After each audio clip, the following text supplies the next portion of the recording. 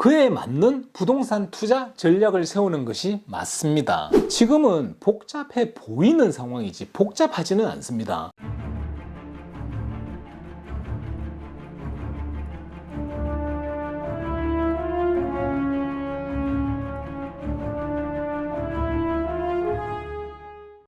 안녕하세요, 제이정입니다. 요즘 이자율이 좀 거시기합니다. 그리고 여기저기서 이제 이자율이 내릴 거라고들 합니다. 단지 언제 얼마나 내리느냐에 대한 시기적인 문제만 남아있다고들 하죠. 제롬 파월 의장은 늘 그렇듯이 애매한 소리를 하고 있지만 많은 전문가들이 금리 동결을 확신하고 시장도 금리 동결 쪽으로 반응을 하고 있는 것 같습니다. 하지만 인하 시기와 그리고 인하 폭에 대해서는 월가에서도 전망이 상당히 많이 엇갈리고 있습니다. 대표적으로 모건 스탠리와 골드만삭스의 의견이 다른 것인데요. 모건 스탠리는 내년부터 공격적인 금리 인하를 시작할 것이라고 하고요. 골드만삭스는 내년 연말부터 금리 인하가 시작될 것이라고들 합니다. 저는 어느 쪽 편도 안 들고 공평하게 가운데로 내년 중반으로 제 의견을 냅니다. 실제로 저는 내년 8월 정도부터 해서 대선 날까지 내려갈 거라고 예상을 합니다. 제 의견은 빼고요. 왜 이 두 개의 의견이 다르냐면요. 모건 스탠리는 경기 급냉에 따라서 내년에 조속히 금리 인하를 하지 않으면 안 될 것이라고 전망을 하고요. 골드만삭스는 인플레이션이 아직 식지 않은 상태이기 때문에 내년에 공격적으로 금리를 인하하기는 힘들다는 의견입니다. 저는 이 두 가지의 반응을 보고 든 생각이 상황에 따라서 변하기 때문에 이 양반들도 얘들도 잘 모르겠구나 하는 생각을 저 혼자 이렇게 결론으로 만들었습니다. 부동산 시장의 반응과는 다르게 하도 금리에 대해서 민감하다는 뉴스를 접하다 보니 연준과는 별개로 부동산 모기지 금리를 제가 따로 좀 모아봤습니다. 특별한 게 한 것은 아니고요. 은행 한 군데를 탁 집어가지고 그 이자율 변하는 것을 좀 모아봤습니다. 이 은행 저 은행 두루두루 이렇게 보면 형평성이 떨어지지 않을까 하는 생각이 들어서 웰스파고 한 은행의 이자율만 모아봤습니다. 이거를 모으면서 중간중간 다른 은행들의 이자율도 체크를 해봤는데요. 메이저급 은행들은 다들 비슷비슷하더라고요. 정말 별반 차이 없어요. 소수점까지 거의 비슷합니다. 이자율은 은행 이름과 크게 상관없이 막 섞어도 형평성이 떨어지지 않는다는 것을 이번에 저도 확실하게 알았습니다. 전보 30년 고정 APR로만 간단하게 읊어보겠습니다. 전보 30년 고정 APR만 보는 이유는 다른 의미는 없고 하나만 가지고 보는 것이 쉽고 형평성에 맞으니까 그런 것입니다.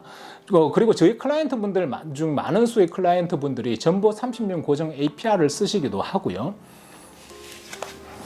2022년 12월 8일 5.366 그리고 2022년 12월 29일 5.733 그리고 2023년 2월 2일 그 일주일에 약간 내려갔죠. 4.973 2023년 3월 16일 5.377 이렇게 그 전에 계속 5%대 유지되다가 지금 다시 3월달에 5%로 올라가 사실 별로 사람들이 패닉이 빠진다든지 그러지는 않았습니다. 별 이렇게 감흥이 없었으면 그냥 5%대구나 그냥 이렇게 생각을 했었어요 다들. 그리고 2023년 3월 30일 5.492 별 의미가 없죠. 2023년 4월 14일 5.629 별 의미 없고요. 2023년 4월 20일 5.744 그때만 하더라도 이자율이 조금 내려가지 않을까 이런 소리들을 좀 하고 있었습니다. 근데 2023년 5월 24일 6.107 그때 5월달에 6% 넘어갔다고 막 난리가 났었습니다. 여기 모기지 브로커들한테서 전화가 오고 막 이랬었습니다.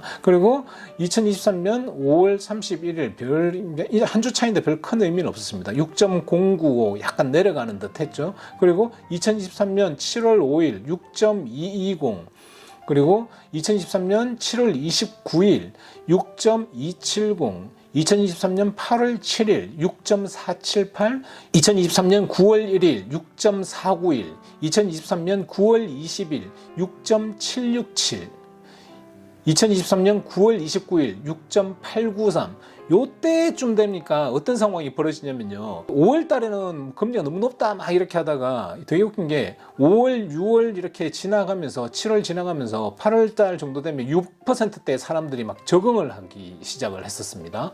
그리고 10월 3일 날 7.031 되게 웃긴 게 9월 달에 연준이 금리 동결을 시켰음에도 불구하고 2023년 10월 3일에는 7.03이렇게 7%를 찍어버렸습니다. 그래서 요때 모기지 브로커들하고 굉장히 이렇게 패닉에 빠졌을 거예요. 바이어도 확 빠졌습니다. 10월 달에.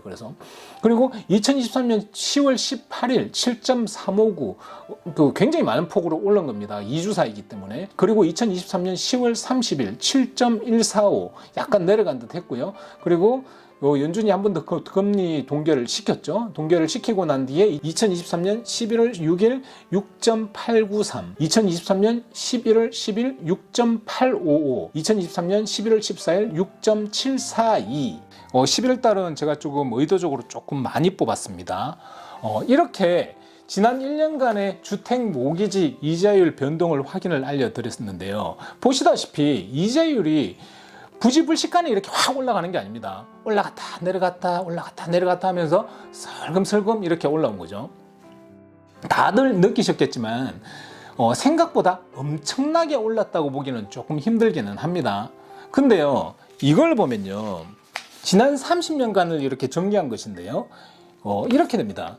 지금 이자율이 이걸 보면 상당히 높다고 보기는 힘들지만 짧은 시간을 쪼개서 본 것과는 달리 이 그래프를 보면요, 최근에 이자율이 부지불식간에 올라간 것은 또 한편으로 보면 맞기도 합니다. 이자율이 내려갈 때가 된 것 같기는 한데 이 그래프를 보면 이자율이 내려가는 게 맞나? 이자율이 지금 높은 게 맞나? 하는 생각도 좀 듭니다, 사실. 좌우지간 좀 복잡합니다. 세계 정세는 더 복잡하죠. 러시아와 유크레인 간의 오랜 전쟁, 그리고 이스라엘과 팔레스타인 전쟁은 원자재 값을 필두로 해서 여러 가지 불안한 상황들을 조성을 합니다. 거기다가 제롬 파월 연준 의장은 인플레이션을 잡는데 직을 걸고 있는 듯 합니다.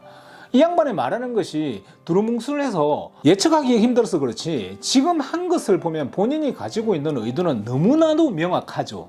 인플레이션을 잡으면 성공한 연준 의장, 인플레이션을 놓치면 실패하는 연준 의장, 이라는 생각이 좀 있는 것 같습니다. 이번에 애매한 어투의 말 안에 아무것도 안 보이는 듯 하지만 연준에서 진행하고 있는 것을 보면 너무나나 단순하고 적나라하게 파월의 의도가 보이죠. 사직성의 각오로 더 이상 물가로 올라가지 않겠다고 만드는 것이 본인의 숙명이라고 생각을 하고 할 수 있는 모든 것을 하고 있는 듯 합니다. 누차 말씀드리지만 올라간 물가는 어쩔 수가 없습니다. 내릴 수는 없을 테고 더 안 올라가게 만드는 게 능력이죠. 연준에서는 지난 9월에 이어서 이번에 두 번째 연속 금리를 동결했습니다.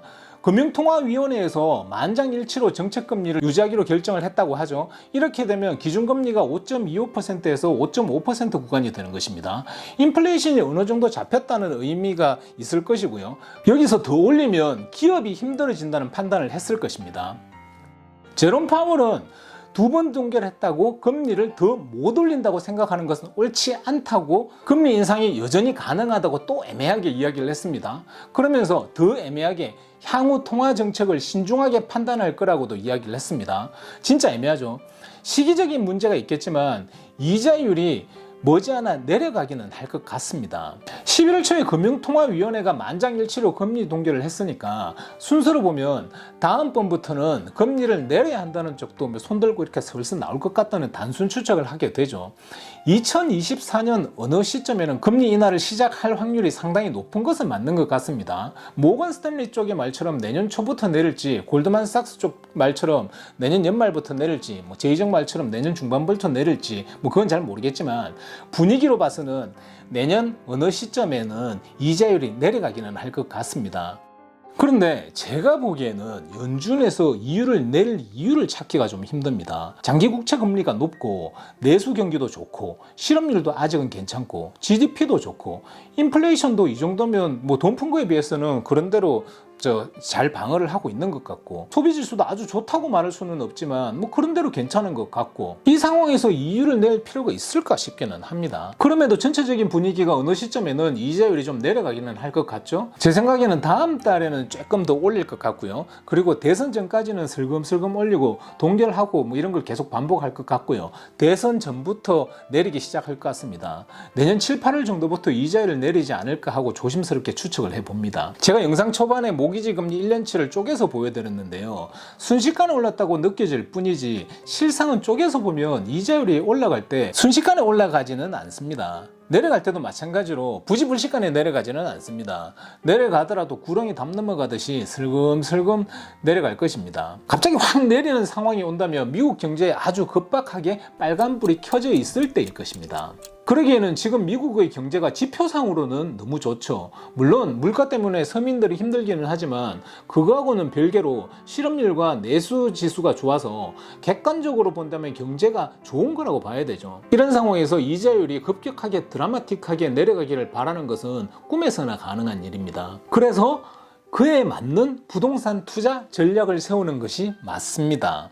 제가 욕을 얻어먹으면서 누차 말씀드렸지만 이자율이 올라간다고 미국 부동산 가격이 하락하지는 않습니다. 이번에도 이자율이 올라가는 동안 집값은 꾸준하게 슬금슬금 상승을 했죠. 이자율이 올라가면 거래량이 줄어드는 것은 맞지만 줄어든 거래량 역시 가격 하락의 원동력이 되지는 않습니다. 가격 하락의 동력은 실업률입니다.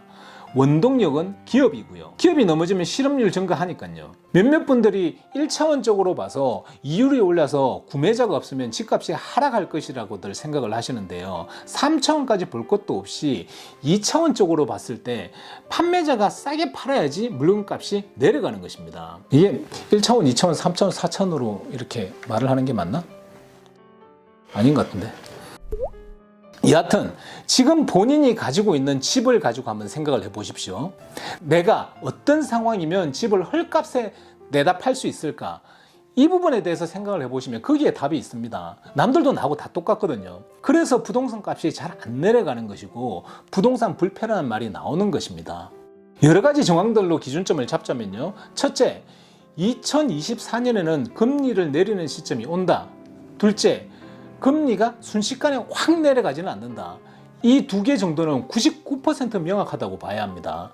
올바른 기준이 될 수가 있죠. 그러면 이 기준을 토대로 자산 증식 계획을 세우는 것입니다. 쉽죠, 그죠? 금리가 조금 올라가든 금리가 조금 내려가든 지금 이 정도 상태로 유지되는 수준으로 갈 것 같으니까 은행 CD에 넣어놓는 것도 좋은 시점이고요. 지금 은행 이율이 그냥 앞으로 한 3년, 지난 한 3년 안에서는 이율이 가장 좋은 시점의 하나라고 보면 되니까요. 거주형 부동산은 필요에 의해서 사면 될 것이고요. 투자형 부동산은 지금의 이율에 맞춰서 눈높이를 약간 낮추는 현명함이 필요할 것입니다. 지금 이율에서 큰 변동을 단기간에 바라는 건 힘드니까 거주형 부동산이든 투자형 부동산이든 지금 상황에서는 매물이 적을 수밖에 없는 상황이니 이 부분 역시 투자 기준 안에 넣어서 전략을 짜면 될 것이고요. 이런 시장에서 주식은 재미가 별로 없는 것이 불보듯 뻔하고요. 선물도 별로 재미가 없을 것이고요. 옵션은 할 만한 장이죠. 특히 좀 시간만 넉넉하다면 옵션을 짧게 양매도 하는 것은 돈 벌기 아주 좋은 장이죠. 전쟁이라는 변수가 있기는 한데 크게 신경 쓸 일은 아닌 것 같고요. 원래 전쟁 변수는 시작하기 전에는 큰 변수이지만 일반적으로 막상 시작하고 나면 내전이 아닌 이상은 큰 변수가 되지는 않습니다. 단지 전쟁으로 인해서 원자재 값에 얼마나 영향을 끼칠지 부분과 전쟁주들, 주식의 전쟁주들 있지 않습니까? 전쟁주들의 움직임 정도는 당연히 고민을 해봐야겠죠. 거꾸로 조심을 해야 한다는 것은 전쟁이 끝나는 변수가 있습니다. 유크레인하고 러시아 전쟁이 끝나면 경제적 지형 변화가 당연히 어떤 방식으로든 어떤 형태로든 많이 올 것이고요. 팔레스타인하고 이스라엘 전쟁이 끝나면 또 그에 따른 경제적 지형 변화가 당연히 올 것입니다. 전쟁을 시작하는 거하고 좀 다른 거는 전쟁이 끝나고 난 뒤에 오는 경제적 변화는 좋은 쪽으로 바뀌지 나쁜 쪽으로 바뀌지는 않을 것이니까 사실 걱정을 해야 되는 변수는 아니고요. 어떻게 투자할까 거꾸로 연구를 해야 되는 부분일 수도 있고요. 제 개인적으로는 전쟁이 좀 빨리 끝났으면 좋겠고요. 전쟁이 없는 세상을 아주 간절히 바랍니다. 진심으로. 여하튼 복잡해 보이는 상황과 진짜 복잡한 상황이 있는데요. 지금은 복잡해 보이는 상황이지 복잡하지는 않습니다. 변수가 나올 게 거의 다 튀어나왔기 때문에 어찌 보면 시장은 별로 큰 고민이 필요 없는 단순하고 뻔한 비교적 변수가 적은 시장입니다. 북한이 하나 쏠라나? 모르겠는데 그것만 아니라 그러면. 그건 그렇고 미국은 이번 주 추수감사절 연휴입니다. 저희는 추수감사절 때마다 칠면조를 만들어서 먹는데요. 이 칠면조라는 것이 비주얼은 끝장나기 좋은데 이거 어떻게 만들어도 맛이 별로 없더라고요. 혹시 터키를 좀 맛있게 만드는 법 아시는 분은 댓글 부탁드립니다. 살다 보면 이해가 안 가는 부분들이 좀 많이 있습니다.